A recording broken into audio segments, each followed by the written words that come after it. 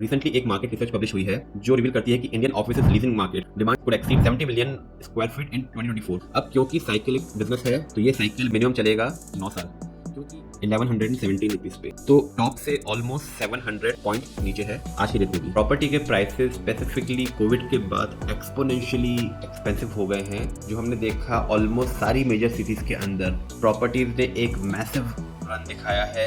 जो properties on average 4000 रुपए पर स्क्वायर फीट मिलती थी कोविड के टाइम के, आज वही properties on an average 10,000 rupees per square feet की रेट चल रही है ऑलमोस्ट सारे मेट्रो सिटीज के अंदर। तो आज के वीडियो में हम देखेंगे कि क्या ये ट्रेंड कंटिन्यू रहेगा या फिर प्रॉपर्टी के प्राइसेस में एक सैचुरेशन आ गया है, अब प्राइसेस स्टैग्नेंट रहेंगे। और अगर इन्वेस्टिंग का अपॉर्चुनिटी मिलती है तो कौन से वो शहर हैं जहां पे आपको इन्वेस्टिंग के लिए प्रॉपर्टी के अंदर अपॉर्चुनिटी ढूंढनी चाहिए लेटेस्ट रिसर्च रिपोर्ट। तो वीडियो में लास्ट तक जरूर बने रहिएगा। और दोस्तों, अगर ये वीडियो अच्छा लगे तो काइंडली लाइक एंड सब्सक्राइब, ताकि एनालिस्ट पोस्टमार्टम के और वीडियोस आप तक रेगुलरली पहुंच सकें। तो कुछ शहर स्पेसिफिकली आईटी से रिलेटेड जहां पे प्रेजेंस है, जिसमें नंबर 1 आता है बैंगलोर, जो इंडिया की सिलिकॉन वैली है। दूसरा आता है हैदराबाद। तो बैंगलोर में पिछले 30 साल के अंदर प्रोमिनेंट लोकेशंस के अंदर देखेंगे तो ऑलमोस्ट 121% का हाइक हुआ है प्रॉपर्टी प्राइसेस में। तो जुलाई से अक्टूबर 2021 में जो प्राइसेस पर 4700 रुपीज़ पर स्क्वायर फीट थे, आज वो ऑलमोस्ट 10,500 पर ऑन एवरेज रेट चल रहा है। सेम सिनेरियो हैदराबाद के अंदर, जो prices almost 5,400 rupees per square feet थे 2019 में, आज वो 10,500 तो पर स्क्वायर फीट की रेट पे अवेलेबल है।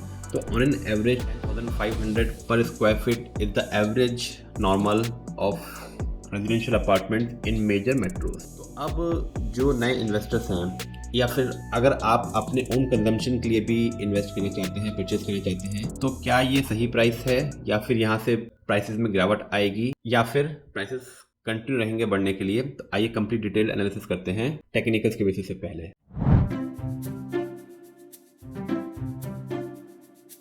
टेक्निकल्स पे जाने से पहले एक न्यूज़ की तरफ देखते हैं जो फंडामेंटली आपको सपोर्ट देगी कि क्या ये ट्रेंड कंटिन्यू रहेगा या फिर नहीं। रिसेंटली एक मार्केट रिसर्च पब्लिश हुई है जो रिवील करती है कि Indian offices leasing market demand could exceed 70 million square feet in 2024। अब ये 70 million square feet in 2024 important क्यों है? तो अगर 2023 की बात करें तो 2023 में approximately 41.1 million square feet office space lease हुआ था।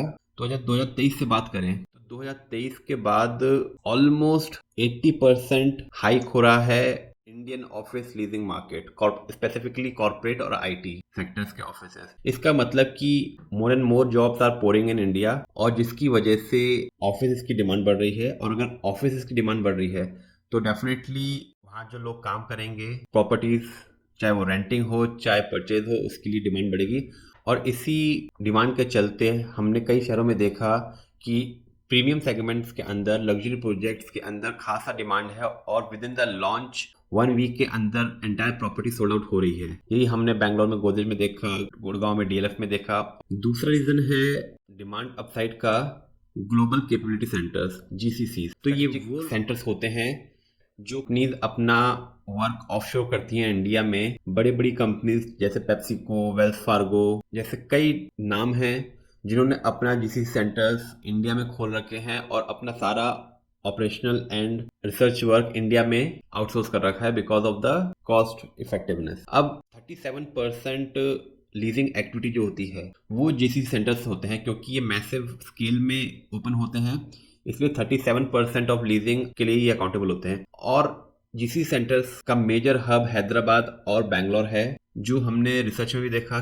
Q3 के अंदर 17.3 million of square feet leasing हुई है, जिसमें 50% चंक केवल बैंगलोर और हैदराबाद ने ऑब्जर्व किया है। और एक highest Bangalore 6.3 million square feet, second number पे हैदराबाद 2.9 मिलियन स्क्वायर फीट, और थर्ड नंबर पे Delhi NCR 2.4 million square feet, उसके बाद मुंबई और चेन्नई। तो कॉर्पोरेट डेवलपमेंट प्रोस्पेक्ट से बैंगलोर और हैदराबाद नंबर 1 और 2 पोजीशन पे हैं। तो डेफिनेटली अगर आपके लिए इन्वेस्टमेंट एक ऑप्शन है प्रॉपर्टीज के अंदर, तो डेफिनेटली ये 2 सिटीज होने चाहिए जहाँ पे जॉब मार्केट कंटिन्यूस ग्रो कर रहा है, डिफरेंट जीसीसी सेंटर्स खुल रहे हैं, और लीजिंग मैक्सिम हो रही है। इसका मतलब मार्केट पोटेंशियल मैक्सिम होगा, रेजिडेंशियल प्रॉपर्टीज के डिमांड कंटिन्यूसली इंक्रीज रहेगी और प्रॉपर्टीज के प्राइस बढ़ेंगे। अब आइए टेक्निकली देखते हैं कि क्या प्रॉपर्टीज के प्राइसेस शेयर मार्केट से अलाइन होते हैं। तो हमारे सामने निफ्टी रियल्टी इंडेक्स का चार्ट ओपन है। निफ्टी रियल्टी इंडेक्स क्या होता है? सेक्टर इंडेक्स है जो प्रॉपर्टी से रिलेटेड कंपनियों का इंडेक्स शोकेस करता है। जैसे कि स्टॉक मार्केट का एक मेजर होता है निफ्टी या सेंसेक्स,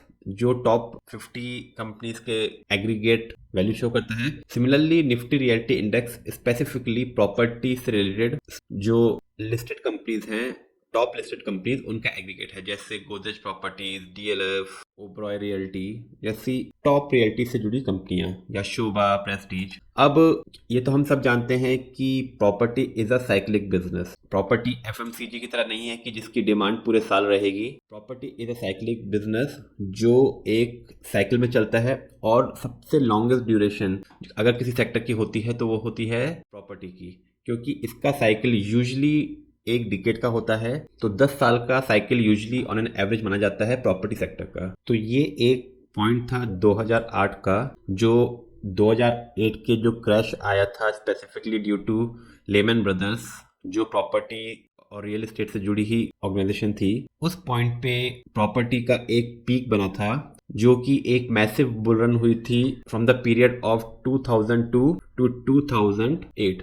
और इस बुल रन ने रियल्टी इंडेक्स को ऑलमोस्ट 1800 के पॉइंट पे लाके पीक बनाया था। और क्रैश के बाद देखिए एक मैसिव डाउनग्रेड आया जो इसको ऑलमोस्ट 200 पॉइंट के पास ले गया। और फिर उसके बाद 2008 से लेके इस पॉइंट तक 2021 तक को जस्ट कोविड के बाद तक स्टॉक ने एक रियल्टी इंडेक्स ने एक रेंज बाउंड मूवमेंट दिखाया। तो ऑलमोस्ट प्रॉपर्टीज के प्राइसेस 11 इयर्स के लिए बिल्कुल फ्लैट रहे पूरे इंडिया में, और प्रॉपर्टी सेक्टर ने अपने इन्वेस्टर्स को जीरो रिटर्न दिया 10 साल के अंदर। और जैसे हमने बताया कि क्योंकि realty is a cyclic business जो 10 ईयर का साइकिल में चलता है, अब उसके बाद इस पॉइंट पे पोस्ट कोविड स्पेसिफिकली 2021 के आसपास रियल्टी सेक्टर ने अपना साइकिल चेंज किया है। जो एक डाउन ट्रेंड था ये आके यहाँ पे क्लोज हुआ, और यहाँ से अब एक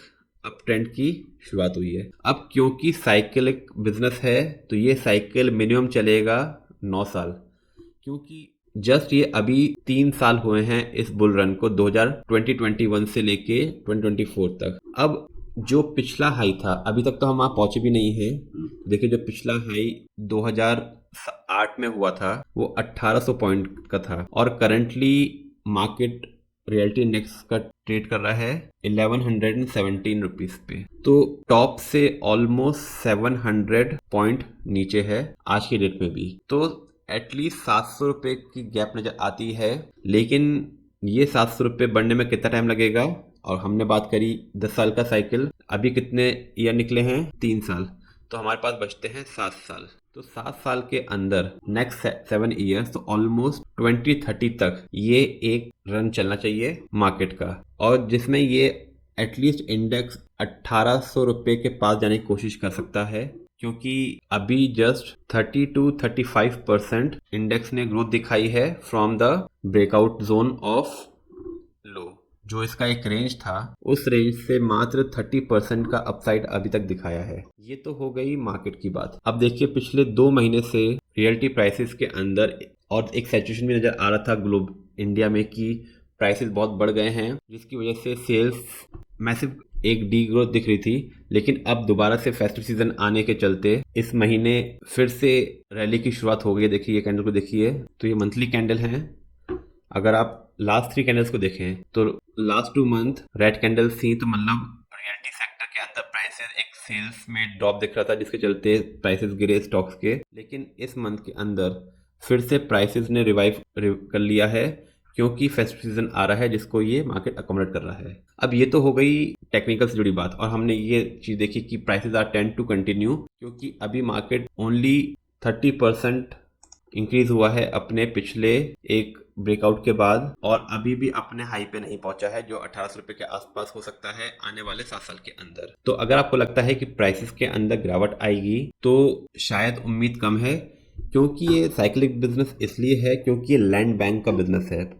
प्रॉपर्टी एस्टेट तभी डेवलप हो सकता है जब कंपनीज के पास लैंड बैंक है, और जब भी इनका कूलिंग ऑफ पीरियड होता है तब ये अपने लैंड बैंक को अपग्रेड करते हैं और एक्यूमुलेट करते हैं लैंड बैंक को, ताकि जब एक बुल रन की शुरुआत हो तब वो अपने प्रॉपर्टीज लॉन्च करें। तो हमने पिछले 3 साल के अंदर देखा सारे मेट्रोज के अंदर मैसिव प्रॉपर्टीज लॉन्च हो रही हैं, और लॉन्च भी हो रही हैं, और within the week of launch सारी सोल्ड आउट भी हो रही हैं मैक्सिमम ए ग्रेड बिल्डर्स की। क्योंकि पिछले 10 साल से मिनिमल प्रोजेक्ट्स लॉन्च हुए हैं, और कोविड के बाद स्पेसिफिकली डिमांड सप्लाई का डिसबैलेंस हो गया है। ऑफिसेस फिर से रीओपन हो रहे हैं, अपने एम्प्लॉयज को अपनी बेस लोकेशन पर बुला रहे हैं, जिसके चलते प्रॉपर्टीज में खासा अपसाइड देखा जा रहा है। तो दोस्तों, होप ये एनालिसिस आपको एक व्यू देने में सक्सेसफुल हुई होगी कि प्रॉपर्टी के प्राइसेस यहाँ से कैसे बिहेव कर सकते हैं।